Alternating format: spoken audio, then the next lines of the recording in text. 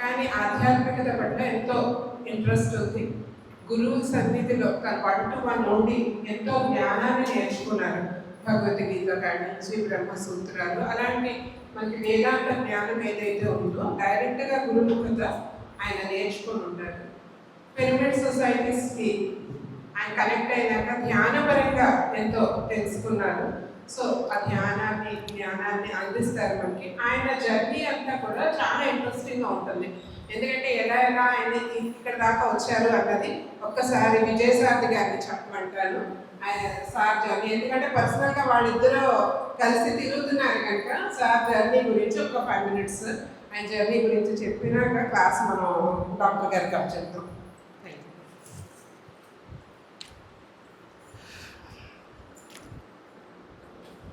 Thanks అండి. నా పేరు విజయసారథి, మాది వట్టి చెరుకూరు, బృందావన పిరమిడ్ ధ్యానాశ్రమం. ఇక్కడికి చాలాసార్లు వచ్చాను.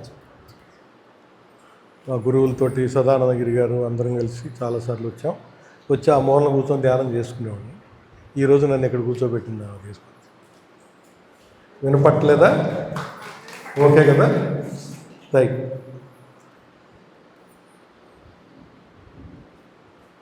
వీళ్ళందరూ పాత కొత్త మీరందరూ అది చెప్తారా కొద్దిగా? సీనియర్స్ ఏమో బాగా సీనియర్స్ అందరూ ఉన్నారు, ఇద్దరు ఉన్నారు. డాక్టర్ గారి జీవితాన్ని తీసుకుంటే సంకల్పానికి ఉన్న ఇదేంటో ఎట్లా నెరవేరుతుంది అనే దాని మీద ఆయన ఒక మనకి రోల్ మోడల్ కింద తీసుకోవచ్చు. మాకు కూడా అయినాయి కానీ ఆయన అంత ఎక్కువ కాలేదు. మేము కూడా అదే పరిస్థితిలో వచ్చాం. ఆయన ఒరిజినల్గా ఒంగోలు దగ్గర సంతనూతలపాడు గ్రామం వాళ్ళది. వాళ్ళు 12 మంది సంతానం. ఈయన చిన్న ఈయన మొట్టమొదట్లో వాళ్ళ ఫాదర్ టీచర్గా ఉండేవారు. చక్కగా అన్నీ చెప్తూ ఉండేవారు, అది కావాలి ఇది కావాలి అది కావాలి ఇది కావాలని చెప్తూ ఉండేవారు. ఆయనకు మ్యారేజ్ అయ్యాక ఆయన బీఎస్సీ గ్రాడ్యుయేట్, అంటే సైన్స్ ఇంటర్మీడియట్ బీఎస్సీ గ్రాడ్యుయేట్ అయ్యాక మ్యారేజ్ చేసుకొని గుంటూరులో ఒక ఫర్టిలైజర్ షాప్ పెట్టారు. అదంతా 2 సంవత్సరాల్లో దివాలా తీసింది. అంటే డాక్టర్లు యాక్టర్లు వేసారు ఒకప్పుడు. మేము కూడా ఎక్స్పీరియన్స్ వ్యవసాయదారుని కాబట్టి అది అప్పుడు రైతులకు పెట్టుబడి పెడితే వెనక్కి ఇవ్వాల ఎవరు, మొత్తం దెబ్బతినిపోయింది.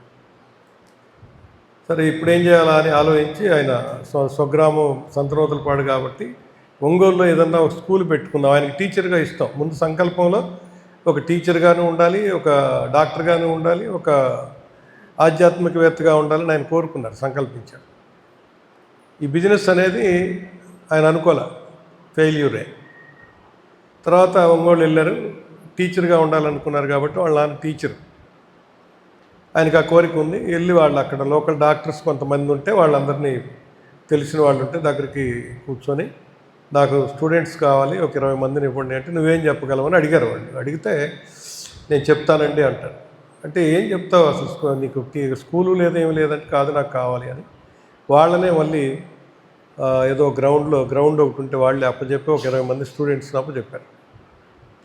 ఇక వాళ్ళకి ప్రైవేట్ ఈయనే చెప్పారు, మెయిన్ లెసన్స్ ఆయనే చెప్పారు, అన్నీ ఆయనే చెప్పుకుంటా సుమారుగా ఒక 5-6 సంవత్సరాల్లో 650 మంది స్టూడెంట్స్ అయ్యారు. అంత బాగా ఆయన వాళ్ళకి టీచ్ చేశారు. ఆ టీచ్ చేసేటప్పుడు 650 మంది అయ్యేసరికి ఆయన కోరిక ఎట్లా ఉంటుందంటే ఒక స్టూడెంట్ గురించి ఎవరైనా ఫోన్ చేస్తే రికార్డు చూడకుండా ఆ స్టూడెంట్ గురించి చెప్పగలిగే స్థితిలో ఉండాలనేది ఆయన కోరిక. అలానే ఉన్నారు. అంతమంది అయ్యేసరికి అది చెప్పలేని పరిస్థితి వచ్చింది. చిన్నగా మళ్ళీ అక్కడ కూడా ప్రాబ్లమ్ స్టార్ట్ అవుతాయి. ఎందుకంటే టీచర్స్ మీద డిపెండ్ అవ్వాలి కదా. దాంతో ఈయన ఎప్పుడో వాళ్ళ అన్నయ్య అమెరికాలో ఉంటారు, ఆయనకి అప్పుడు అప్లై చేస్తుంటే దాన్ని 15 సంవత్సరాల తర్వాత వాళ్ళు అమెరికా రావచ్చు అని ఒక లెటర్ పంపారు. ఈ స్కూల్ అమ్మేసుకొని అమెరికా పోయారు బీఎస్సీ గ్రాడ్యుయేట్ మీద. అక్కడికి వెళ్ళిన తర్వాత ఒక 2 సంవత్సరాలు ఏం చేయాలి, బీఎస్సీ గ్రాడ్యుయేట్స్ ఏం చేయడానికి లేదు కదా, ఏం చేయాలో తెలవక వాళ్ళు ఎవరో 40 సంవత్సరాల వయసులో మెడికల్ చేయడానికి మళ్ళీ ఇండియా వచ్చి జాయిన్ అయ్యాడు. వాళ్ళ మావయ్య గారిని పంపించి నేను కూడా జాయిన్ అవుతాను అని 40 years ఏజ్కి వచ్చి మెడికల్లో జాయిన్ అయ్యాడు. కోలార్ జాలప్ప మెడికల్ కాలేజ్ ఇది. ఒక 5 సంవత్సరాలు ఎంతో అన్ని సంవత్సరాలు అక్కడ మెడికల్ అయింది. అక్కడ ఈయన ప్రొఫెసర్లు ఈయనకన్నా 7 సంవత్సరాలు చిన్నవాళ్ళు అందరూ. మరి ఈయన స్టూడెంట్ అంటే వరే అనలేరు, ఇంకేం పిలవలేరు కదా. స్టూడెంట్స్ కూడా అదే అడిగారు, మిమ్మల్ని ఏం పిలవాలా, మీ స్టూడెంట్ల వయసు కదా మాది అని.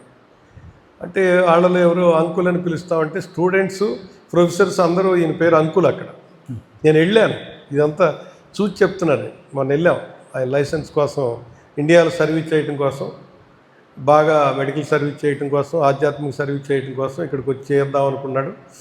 అందుకనే దానికి అక్కడ బెంగళూరులో చదివారు కాబట్టి ఎన్ఓసి అక్కడ తీసుకోవాలి, దానికోసం వెళ్ళామన్నమాట. రాత్రి 10 గంటలకు వెళ్ళి, అది యూనివర్సిటీ క్యాంపస్. ఇప్పుడు ఆ గేట్ దగ్గరికి వెళ్ళి అసలు మనం లోపలికి వెళ్ళనిస్తారా లేదా అర్థం కాలేదు, పాతాళి ఎవరు లేనట్టుంది అనుకుంటే వెళ్ళాం. ఆ గేట్ దగ్గర మమ్మల్ని చూసి ఆడే అన్నాడు, మీరు పేరెంట్స్ అని. అన్నాం అంతే. లోపలికి వదిలిపెట్టాడు, ఎందుకంటే హాస్టల్లో అన్నీ లోపలే ఉంటాయి.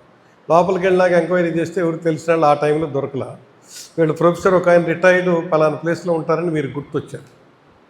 అప్పుడు వెళ్దాము, ఆ టైంలో ఆయన ఇంటికి వెళ్ళాలంటే వీరేమో ఆయన ఇప్పుడు సంస్కారం కాదంటాడు. నాది ఎట్లుంటుందంటే పని కావాలా, పర్లేదండి ఒక్కరోజు లేపేద్దాం 10 మంది తీసుకెళ్ళాను.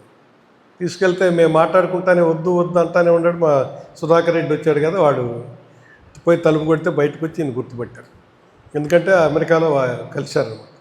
ఇప్పుడు వచ్చావేంటి అనిల్ అని చెప్పి కూర్చోబెట్టి అన్నీ చెప్పినాక, ఇది పరిస్థితి, నాకు ఒక సర్టిఫికేట్ కావాలి అక్కడి నుంచి, ఒరిజినల్ కనపట్టలేదు అని అడిగితే, రేపు పొద్దున రమ్మంటే కాలేజీకి ఆయన కారు ఎక్కించుకొని తీసుకెళ్ళాం. వెళ్ళిన దగ్గర నుంచి ఈయనకి ఎవరైతే ఆ రోజు ప్రొఫెసర్లు ఉన్నారో, ఇప్పుడు ప్రొఫెసర్ ప్రభాకర్ గారండి, ఆయన ప్రిన్సిపాల్ దాన్ని. చూడగానే అంకుల్ పేరు వదిలేశారు, వాళ్ళందరూ అంకులే. ఆ టైంలో పరిచయం వాళ్ళందరూ రమ్మన్నారు, మర్యాద చేశారు. చక్కగా ముందు వాళ్ళ మిస్సెస్ని అడిగాడు ఆయన, ఎందుకంటే వాళ్ళ నైబర్స్ అప్పట్లో. చక్కగా బాగా మంచామండి, ఎంతో సర్వీస్ చేసింది, అది ఇదని చెప్పుకొచ్చారు. తర్వాత వాళ్ళ క్యాంటీన్కి తీసుకెళ్ళి భోజనాలు అరేంజ్ చేశారు. ఈయన ఏ హాల్లో అయితే కూర్చొని చదువుకున్నాడో మెడికల్, అదే హాల్లో ఈయనకి అవేర్నెస్ ప్రోగ్రామ్, అంటే స్పిరిచువల్ ప్రోగ్రామ్ కింద మాకు చెప్పండి అని చెప్పించుకున్నారు.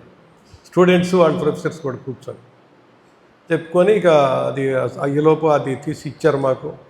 అదొక ఎక్స్పీరియన్స్ అనమాట ఈయనకి ఈ లైఫ్లో.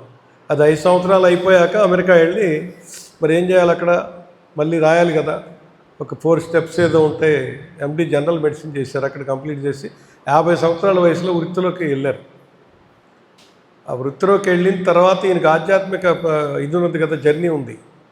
వృత్తి చేసుకుంటూనే ఈయన సత్యసాయి డివోటీ ఒరిజినల్గా ముందు.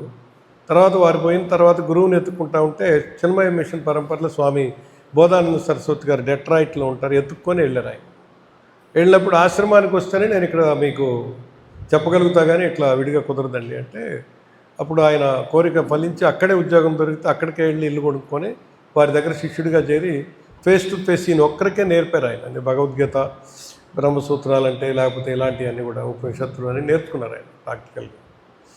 నేర్చుకుంటూ ఆయన గీతా ప్రసాదం అని ఒక బుక్ రాశారు. ఆ బుక్ గేయ భగవద్గీత పాడవచ్చు, మామూలుగా చదువుకోవచ్చు. ఒక తగిన సాంస్క్రిట్ ఉంటుంది, ఆపోజిట్ పేజీలో దాని మీనింగ్ ఉంటుంది. అది రాశారు. రాసిన తర్వాత 60 సంవత్సరాలు ఆయన ఇనాగ్రేట్ చేసి, ఈయనకు 60 ఇయర్స్ నిండగానే, ఇప్పుడు నువ్వు ఈ ఆశ్రమం పరంపర ఏంటంటే, నువ్వు మరి వానప్రస్థ ఆశ్రమం తీసుకోవాలి కదా. వానప్రస్థం అంటే మనకు తెలిసి ఉండదు. రాజులు వెనకాల రాజుల కాలంలో యువరాజుకి పట్టాభిషేకం చేసి భార్యాభర్త ఇద్దరు అడవులకు వెళ్తారు, ఇక ఫ్రెండ్లు స్నేహితుల్లాగా వెళ్తారు. వెళ్ళేసి ఒక దగ్గర నుండి సాధన చేసి ఆ తర్వాత సన్యాసాశ్రమానికి వెళ్ళినప్పుడు ఎవరి దారిని వాళ్ళు వెళ్ళిపోయి రాలిపోతారు. అది అసలు మన సాంప్రదాయం ఒరిజినల్గా. అది ఆయన చెప్పినందుకు వీరు అలా తీసుకొని, ఇక నువ్వు వెళ్ళి భారతదేశం వెళ్ళి ప్రాక్టీస్ చేయి, ఇక్కడ సర్వీస్ చేయి, వాళ్ళకి చాలా అవసరం ఉందని చెప్పి పంపించారు. నాకు అక్కడ మెడిటేషన్ ఇట్లాగే ప్రోగ్రామ్స్కి వెళ్ళి అలవాటు ఉంది కాబట్టి డాలాస్లో పరిచయం.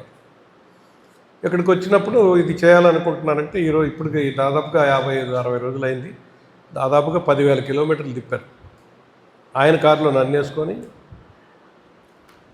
మొత్తం దగ్గర 50 to 60 ప్రోగ్రామ్స్ ఇలా ఇస్తూ వచ్చారు. ఆయన ఒరిజినల్గా కవి.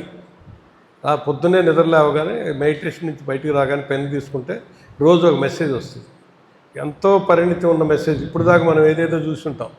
ఇక్కడ నా దగ్గర ఉన్నది రాజ్కుమార్ గారిది, లక్ష్మి గారిది ఉంది కాబట్టి వాళ్ళిద్దరికే ఈ ఏరియాకి పంపుతున్నాను. చాలా అద్భుతమైన మెసేజ్లు వస్తాయి మనకి. అది అర్థం కావాలన్నా కూడా మనకు నాలెడ్జ్ పెరగాలి. సేమ్ స్థితి ఉన్న వాళ్ళకే అవి కొన్ని అర్థం అవుతాయి, కానీ ఈజీ లాంగ్వేజ్ అర్థం అవుతాయి. అట్లా వీరి జర్నీ అంతా కూడా ఆయన ఏదైతే కోరుకున్నాడో, సంకల్పానికి ఉన్న మనం ఏమన్నాం, యద్భావం తద్భవతి. మనకు పత్రిక గారు ఒక మెయిన్స్లో.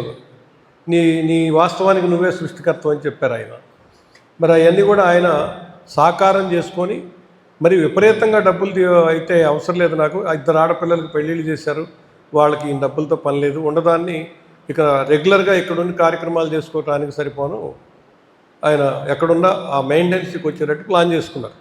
ఇంకొకళ్ళు అయితే ఏం చేస్తారు, కోట్లు సంపాదిద్దామని అనుకుంటారు కదా, అది కాకుండా ఆ పనికి వచ్చారు. వచ్చిన తర్వాత ఈ జర్నీలో ఆయనకి ఏమర్థమైందంటే, మనం మెడికల్ సర్వీస్ కూడా అవసరమైంది వీళ్ళకి. డాక్టర్ల దగ్గరికి వెళ్ళి ఈ బిజీ లైఫ్లో వీళ్ళకి సరైన గైడెన్స్ లేదు కాబట్టి, దీంతోపాటు యోగా మెడిటేషన్ నేర్పుతూ మెడికల్ సర్వీస్ కూడా ఇద్దాము, ఫ్రీ సర్వీస్ చేద్దాం. కాబట్టి ఒక 200 మేము పెట్టమన్నాం. ఆశ్రమానికి వచ్చిన వాళ్ళందరికీ భోజనాలు పెట్టాలి. భోజనాల కోసం మళ్ళీ మనం అడిగినట్టు సందాలు అడగాల్సిన పరిస్థితి, ఆయన అడగలేడు, వీలు కాదు. ఇప్పుడు ఈ ఆశ్రమం కట్టాలంటేనే ఒక 150 మందికి డైనింగ్ అండ్ కిచెను, మరి మెడిటేషన్ హాల్ ఒకటి, డయాసు విత్ అది, తర్వాత డార్మెటరీస్ పైన ఇది, ఆ పైన మళ్ళీ గురువులు వస్తారు కాబట్టి గెస్ట్ రూమ్స్, పెద్ద వాటర్ ట్యాంకు, ఇవన్నీ కూడా చేయాలి. ల్యాండ్ కొనడానికే 1 crore పైన చదువుతున్నారు ఎకరం, ఎక్కడికి వెళ్ళినా దానికి ఒక 1 crore కేటాయించాలి. అంటే 2 acres కొంటే 2 to 3 crores ప్రాజెక్ట్ అది. దానికి ఎట్లా నేను తిప్పలు పడతానులే, చేద్దామని చెప్పి ముందుకు వచ్చారు. ల్యాండ్ ఎతుకుతున్నాం. అది ఆయన జర్నీ. అది ఈరోజు మీకు మీ అందరినీ నేను పదే రిక్వెస్ట్ చేసేది ఏంటంటే, వినండి, అడగండి. ఎప్పుడైతే అడగటం రాదో, అడగలేదో, మీరు చేయటం లేదు, ధ్యానం చేయటం లేదు, వింటం లేదు అని అర్థం. ఇది గుర్తుపెట్టుకోండి. ఎవరైనా సరే ఎక్కడికి వెళ్ళినా మాకు ఎదురయ్యే ఛాలెంజెస్ ఏంటంటే, అడగటం లేదు. అడగటం లేదంటే ధ్యానానుభవాలు లేవు అని అర్థం. ఎవరైనా నోరు తెరిచి అడగలేకపోతే పక్కాళ్ళ చేతను అడిగించండి. అంతే కదమ్మా, వినాలి కదా. విన్నప్పుడు మనకి డౌట్స్ వస్తాయి, ఎన్నో డౌట్స్ వస్తాయి. ఎందుకు, అందరూ ఒకే రకంగా ఉండం కాబట్టి. ఆ డౌట్స్ క్లారిటీ తీసుకోవడానికి ఖచ్చితంగా మీరందరూ అడిగి తీరాల్సిందే. అడిగే సెషన్ ఒక 1/2 hour 1 hour పెట్టుకుందాం ఆఫ్టర్నూన్. మీరు అడిగితే మళ్ళీ ఒక్కొక్క గంట పోద్ది.